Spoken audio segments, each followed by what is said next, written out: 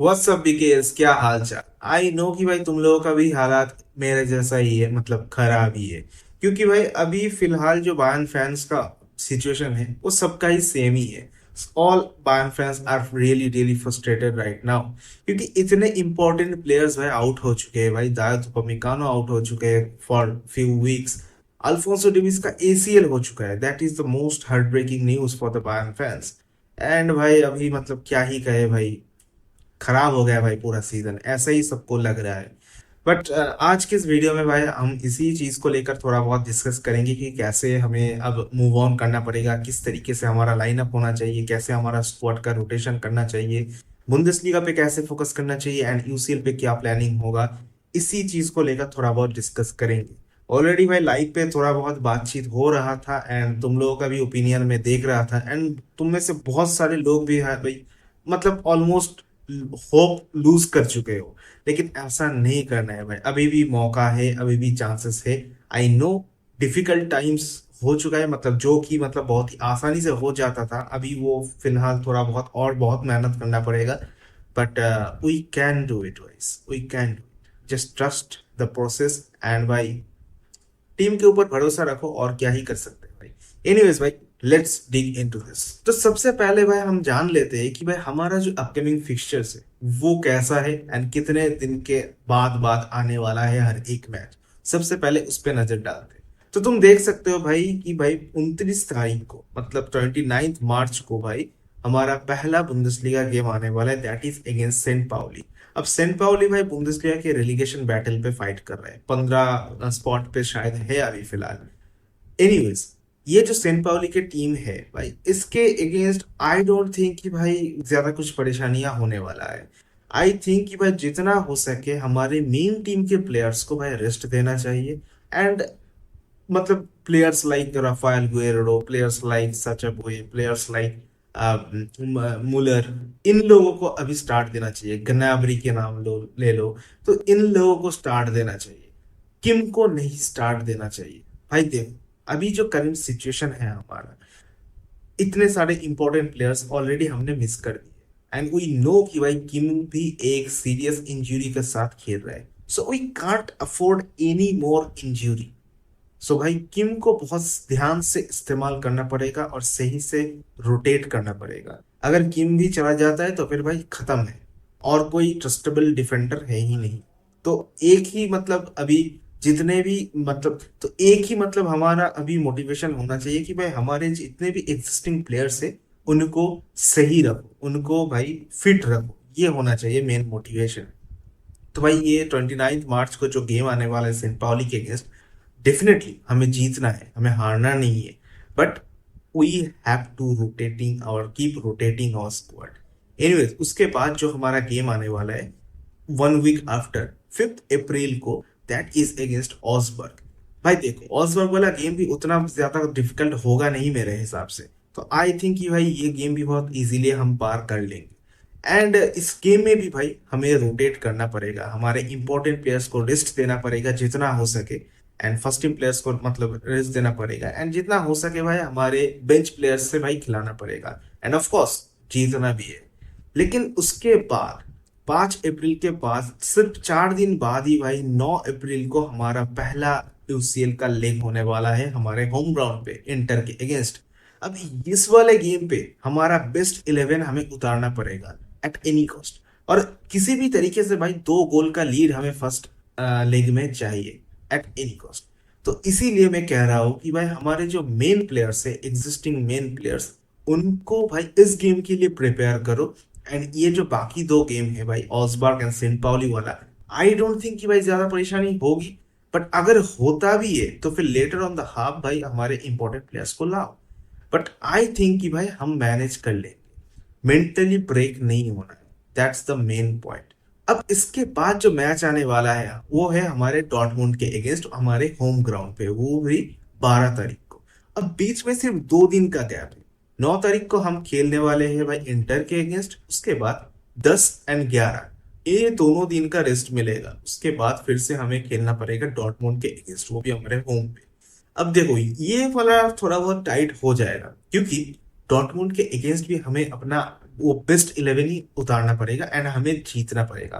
पहले जो मीटिंग्स था भाई उनके होम पे सिग्नल इडुना पार्क में हमने ड्रॉ अफोर्ड किया था, तो इस बार हम ड्रॉ नहीं कर सकते and we have to take the revenge and हमें भाई जीतना ही है किसी भी तरीके से। तो हमें जीतना ही है। तो वो जो मतलब इंटर के अगेंस्ट भी हमें खेलना पड़ेगा, उसके बाद डॉर्टमुंड के अगेंस्ट भी खेलना पड़ेगा विथ और बेस्ट 11। तो हाँ, थोड़ा बहुत एग्जॉस्टेड होने का चांस है, थोड़ा बहुत टायर्डनेस, थोड़ा बहुत ये हो सकता है। बट वी इसीलिए मैं बोल रहा हूँ कि भाई हमें अपना स्क्वाड को सही से रोटेट करते रहना चाहिए एंड किसी भी तरीके से भाई मैनेज करना पड़ेगा इस वीक को। उसके बाद अगर तुम ध्यान दोगे फिर से हमारा इंटर का सेकंड लेग आने वाला है और हम चाहेंगे उनके होम पे सन सीरो पे खेलने 17 तारीख को, 17 अप्रैल को।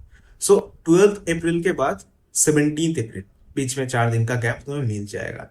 उसके बाद 17 अप्रैल के बाद भाई फिर से 19 अप्रैल को हाइडेनहाइम के अगेंस्ट मैच है। बीच में कितने दिनों का गैप है? एक दिन का। तुम समझ सकते हो, एक दिन का गैप है और वो भी हम सनसीरो से वापस लौटेंगे, फिर आकर भाई हम हाइडेनहाइम के होम पे जाकर खेलेंगे। तो तुम इस फिक्सर पहले मतलब ध्यान से समझो। पहले तो एक दिन का गैप है, उसके बाद भाई दोनों ही मैच भाई एवे है। तो ये हैंडल कर पाना ना बहुत ही मुश्किल है, बहुत मुश्किल है। सो एनीवेज भाई, मैं बस होप करूंगा कि भाई हाइडेनहाइम के अगेंस्ट भी हमारे मेन प्लेयर्स को रेस्ट दिया जाएगा एंड इसी तरीके से भाई हमें कंटिन्यू करना करते रहना चाहिए। ये जो मैं बार बार बोल रहा हूँ कि हमारे प्लेयर्स को रेस्ट देना पड़ेगा बुंदेसलिगा के गेम्स में, इसका ये मतलब नहीं है कि भाई बुंदेसलिगा को मैं सीरियसली नहीं ले रहा हूँ। Definitely we have to win at least ये जो 8 गेम बचा है भाई बुंदेसलिगा में, उसमें से उनमें से भाई एटलीस्ट 6 गेम्स को हमें जीतना है to win the league. Otherwise हम नहीं जीत पाएंगे। But we have to secure that Bundesliga title. But उसके साथ साथ हमें यूसीएल का भी सोचना पड़ेगा एंड जो क्रेजी शेड्यूल है भाई इसको लेकर, मतलब आई डोंट नो कि भाई इतना क्रेजी क्यों है, इतना कम टाइम क्यों मिल रहा है दोनों के मैच के बीच। But we have to adjust भाई, वी हैव टू एडजस्ट। अब हर एक क्लब तो भाई चेल्सी ने ऐसा नहीं बन सकता ना कि भाई हर एक पोजीशन पे 4-5 प्लेयर रहेगा। तो हमारे पास भी नहीं है और हमारे पास थोड़ा ज्यादा ही कम है। तो वी हैव टू एडजस्ट भाई, वी हैव टू। एनीवेज भाई, आई थिंक कि भाई मैनेज कर लेंगे हम इसी तरीके से। एंड अगर अब तुम इंटर की फिक्सचर पे थोड़ा बहुत नजर डालोगे तो फिर तुम्हें दिखेगा इंटर का भी बहुत टाइट ही शेड्यूल है। तुम देख सकते हो 30 मार्च को उनका लीग का मैच है, उसके बाद भाई कोपा इटालिया का सेमी फाइनल है उनका 3 अप्रैल को, उसके बाद 5 अप्रैल को गेम है, फिर 9 अप्रैल को गेम है, फिर 12 अप्रैल को गेम है, फिर 17 अप्रैल को गेम है। तो उनका उनके तरफ से उनके पॉइंट ऑफ व्यू से भी भाई मुश्किल होने वाला है वो fixtures. But the main thing is उनके पास वो स्क्वाड डेप्थ है, उनके पास वो प्लेयर्स अवेलेबल है एक पोजीशन पे। जितने प्लेयर्स होना चाहिए उतना है, जो कि हमारे पास नहीं है। क्वालिटी प्लेयर्स हमारे पास थोड़ा बहुत कम है। तो ये होगा थोड़ा बहुत बेसिक डिफरेंस। अब हाँ, ज्यादा भी कुछ एडवांटेज है नहीं उनके पास।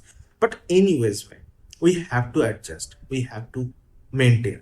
वी नो कि भाई we are Bayern Munich and Bayern Munich ऐसे छोटे मोटे चीजों से डरता नहीं है। We have to stay strong and mentally हमें डाउन नहीं होना है, मेंटली हमें स्ट्रांग रहना है, कुछ भी हो जाए भाई। आई नो कि भाई ये अल्फोंसो डेविस का तो मतलब ठीक है, होप हम नहीं कर सकते कि वो वापस लौटेगा। वो तो भाई एक सीजन मतलब इस सीजन के लिए तो एटलीस्ट खत्म है। अब उपमेकानो का जो सीन है एटलीस्ट 5 to 6 वीक लग जाएगा। अब आते ही मतलब ठीक होते ही भाई उसको गेम पे खिला देना वो भी सही नहीं होगा, उसको भी थोड़ा बहुत वो मोमेंटम चाहिए गेम पे एडजस्ट करने के लिए। तो आई थिंक एटलीस्ट 2 महीना लग जाएगा, लग जाएगा भाई। तो एनीवेज भाई, उपमेकानो को हमें ज्यादा फोर्स नहीं करना चाहिए, धीरे से उसको मतलब टाइम देना चाहिए प्रॉपर। जब भी वो वापस आए थोड़ा बहुत टाइम ले, उसके बाद ही हम उस पर यूज करेंगे। सेम थिंग गोज फॉर किम मिन जे भाई। किम मिन जे भी बहुत एक सीरियस इंजरी के साथ खेल रहा है एंड अपना लाइफ रिस्क में लेकर भाई खेल रहा है। तो we have to understand this things भाई। तो हम ऐसे ज्यादा फोर्स नहीं कर सकते। और भाई अगर इस पॉइंट ऑफ टाइम पे किम का भी इंजरी हो जाता है तो फिर और भी दिक्कत हो जाएगा भाई। तो we can't afford this kind of things. Anyways, अभी मतलब हम मैं बोल रहा था कि भाई हमारे स्क्वाड में डेप्थ थोड़ा कम है। मैं क्यों बोल रहा था, अगर तुम ध्यान से देखोगे ये है हमारा बेसिक स्क्वाड डेप्थ। इनमें से भाई गोलकीपर में भाई अभी नुएर का जो सीन है, नुएर अभी भी इंज्योर्ड है। अब कितना देर तक रहेगा इंज्योरी उसका ये भी नहीं पता, कितने देर तक वापस आ जाएगा ये भी नहीं पता, but I think at least UCL के सेकंड लेग तक वो वापस आ जाएगा। बट उसके पहले भाई उर्बिक को ही खिलाना पड़ेगा, और कोई चारा है नहीं, to be very honest. And Daniel Peretz को आई डोंट थिंक भाई मौका मिलेगा। अगर तुम हमारे डिफेंस की तरफ नजर डालोगे तो भाई तुम्हें ऐसे दिख रहा है कि मतलब बहुत सारे ऑप्शन है, बट नहीं है। तुम अगर देखोगे ध्यान से, स्टैनिसिच एक ऐसा बंदा है जो हर एक पोजीशन पे खेल सकता है, चाहे वो राइट बैक हो, चाहे वो लेफ्ट बैक हो, चाहे वो सेंटर बैक हो, लेफ्ट सेंटर बैक हो, राइट सेंटर बैक हो, तो हर जगह पे खेल सकता है स्टैनिसिच।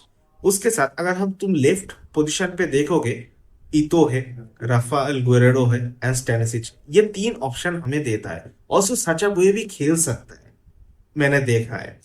अगर तुम हमारे सेंटर बैक के ऑप्शन देखो भाई, किम, इतो एंड स्टैनिसिच, ये तीन option as a left centre back, as a right centre back भाई डायर एंड स्टैनिसिच, और कोई है नहीं, to be very honest. And as a right back हमारे पास भाई बहुत सारे ऑप्शन है, चाहे तुम लाइमर की बात करो, बोए की बात करो, स्टैनिसिच की बात करो, किमिक की बात करो, हर एक बंदे को हम खिला सकते हैं। इन द मिडफील्ड भाई, मिडफील्ड में थोड़ा क्राइसिस हो रहा है। आई मीन मिडफील्ड में किमिक इज इरिप्लेसेबल, ठीक है ना, तुम किमिक को नहीं हटा सकते, क्योंकि अभी अगर तुम किमिक को हटा दोगे एंड पाव्लोविच भी नहीं है, तो गोड्स फैलिना विल नॉट वर्क। हमने पहले भी देखा है। तो फैलिना ये पिवट हम यूज नहीं कर सकते, किमिक को भाई रखना ही है। अब किमिक के बगल में किसको रखना है ये हमें चूज करना पड़ेगा वाइजली, रोटेट करते रहना चाहिए। फैलिना को भी भाई मौका देना चाहिए, एंड फैलिना अब आएगा काम। फैलिना का इंपॉर्टेंस है भाई, अपकमिंग गेम्स में फैलिना बहुत काम पे आएगा। तो आई थिंक कि भाई किमिक मतलब अनडिस्प्यूटेड स्टार्टर है, एंड अगर पाव्लोविच आ जाता है तो फिर धीरे धीरे किमिक एंड पाव्लोविच स्टार्ट दे सकते हैं हम। बट अभी फिलहाल किमिक के साथ गोरेस्का स्टार्ट लेगा, एंड गोरेस्का के बदले में मतलब एज ए सब्स्टिट्यूट भाई फैलिना को स्टार्ट देना चाहिए। एंड स्क्वाड को रोटेट करने के लिए आप Kimmich Goretzka, Kimmich Palhinha, Kimmich Goretzka, Kimmich Palhinha इस तरीके से खिलाओ। And same thing goes for Pavlovic, जब पाव्लोविच वापस आ जाएगा उसको भी रोटेट करते रहना चाहिए। इस तरीके से भाई हमें अपना मिडफील्ड भी सॉर्ट करना है। अगर तुम हमारे कैम पोजीशन पे नजर डालोगे तो मुसियाला, मूलर एंड राफेल गुएरेडो हम खिला सकते हैं। मूलर तो डेफिनेटली भाई कुछ गेम्स में खेलना चाहिए, बुंदेसलीगा के जो गेम्स आने वाले हैं उन गेम्स में भाई मूलर को ही स्टार्ट देना चाहिए मेरे हिसाब से। मुसियाला को जितना हो सके कम खिलाओ, जितना हो सके रेस्ट करो। एंड राफेल गुएरेडो भी खेल सकते हैं, हमने देखा है बहुत ही क्रेजी क्रेजी गोल्स भी स्कोर किए बंदे ने। तो डेफिनेटली भाई वो भी स्टार्ट मतलब हम दे सकते हैं। And in the left wing position, Coman, Gnabry, Sane, जो तीन है हमारे लॉर्ड्स है, उन तीनों को ही हम खिला सकते हैं definitely. And Olise and Sane is the option, are the option in the right flank. Also एक और ऑप्शन बन सकता है, दैट इज सचा हुए। साचा बोये को भी हम एज एन राइट विंगर खिला सकते हैं।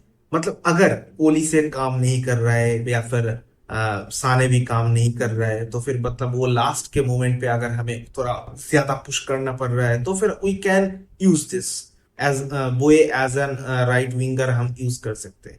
एंड भाई केन का कोई बैकअप तो हमारे पास है नहीं, जो भी था वो या भी लोन पे चला गया है मैच स्टिल। तो केन तो भाई अनडिस्प्यूटेड स्टार्टर है। एंड अगर केन को रेस्ट देना है तो फिर भाई मूलर को एज ए सीएफ खिलाना पड़ेगा, एंड भाई केन को हम रेस्ट दे सकते हैं। तो आई डोंट थिंक कि भाई केन को ज्यादा रेस्ट मिलेगा, बट भाई केन को भी रेस्ट देना चाहिए, क्योंकि बंदे इसके अलावा हमारे पास और कोई भी टारगेट मैन नहीं है जिसको हम खिला सकते हैं। एंड एनीवेज मैंने मतलब इधर कोई हमारे एकेडमी प्लेयर्स की बात की नहीं है, क्योंकि हाँ विडोविच है और भी बहुत सारे बंदे हैं एकेडमी के, बट मैंने उनके बात की नहीं, क्योंकि भाई आई डोंट थिंक भाई उनको ज्यादा चांसेस मिलेगा कंपनी के अंडर। सो आई थिंक कि यही बेसिक जो हमारा स्क्वाड डेप्थ है, दिस विल बी एनफ। मतलब बुंदेसलीगा, एटलीस्ट बुंदेसलीगा कवर करने के लिए ये तो एनफ ही होगा। एंड डेफिनेटली भाई देखो, इंटर के अगेंस्ट जो गेम आने वाला है, definitely it will be more tough. हाँ, पहले भी टफ था, बट अभी और भी ज्यादा टफ होगा। लेकिन इंटर के अगेंस्ट कैसे हमें खेलना चाहिए, किस तरीके से हमें खेलना पड़ेगा, वो टेक्निकल एनालिसिस हम बात के इस वीडियो में करेंगे। वो अलग से वीडियो में लाऊंगा, लाइव भी मैं करूंगा, डिस्कशन करूंगा, अलग से करूंगा भाई। फिलहाल अभी आई थिंक भाई इस टीम के साथ हम बुंदेसलीगा एटलीस्ट सिक्योर कर सकते हैं। And up to that first leg of semifinal हम मैनेज कर लेंगे। उसके बाद मे बी पाव्लोविच आ जाएगा, मे बी उपमिकानो भी आ जाएगा। So let's hope for the best guys. भाई देखो, ऐसे टूटना नहीं है। We have to stick together, we have to work together. And भाई यही तो टाइम है भाई। अभी हमारा टीम एक खराब फेज में जा रहा है, बहुत ही अनलकी फेज में जा रहा है। अगर अभी हम होप लूज कर देंगे कि भाई नहीं सब खत्म हो चुका है, इट्स ओवर, ऐसे कमेंट्स नहीं पास करना है भाई। We have to support our team, we have to support our players. हमें अपने प्लेयर्स को मोटिवेट करना पड़ेगा। एंड भाई आई स्टिल बिलीव कि भाई मेरा टीम कम करेगा। And they will cook definitely. At least Bundesliga तो भाई अभी भी मेरे नजर में सिक्योर है। एनीवेज भाई, जो 8 गेम बचा है बुंदेसलीगा का, उसमें से भाई हमें एटलीस्ट 6 गेम्स को भाई विन करना है। तो ये जो अपकमिंग 2 गेम है before that UCL first leg, ये ऑसबर्ग एंड सेंट पाउल, पहले तो ये इन दोनों पे भाई फोकस करना चाहिए फिलहाल। एनीवेज भाई, let's hope for the best. And that is all for today guys. I know कि भाई बहुत अच्छा वीडियो नहीं बना पाया, क्योंकि भाई लाइटिंग नहीं है उतना कुछ, एंड मेरे पास मतलब इक्विपमेंट्स में तो लेके ही चलता हूँ ऑल टाइम। तो ये जितना भी रिसोर्सेस मेरे पास था उसी से भाई मैंने ये वीडियो शूट किया। तो आई होप कि you will like it. And अगर पसंद आता है तो भाई लाइक ठोकना, एंड सब्सक्राइब अगर नहीं किया हो तो सब्सक्राइब करना। एंड अपना ओपिनियन मैटर करता है भाई, मैं हर एक का कमेंट देखता हूँ। प्लीज शेयर करना एंड कमेंट करके अपना ओपिनियन देना मत भूलना। एनीवेज भाई, मिलते हैं भाई अगले वीडियो पे। तब तक के लिए मियां सानमिया and take care. See you.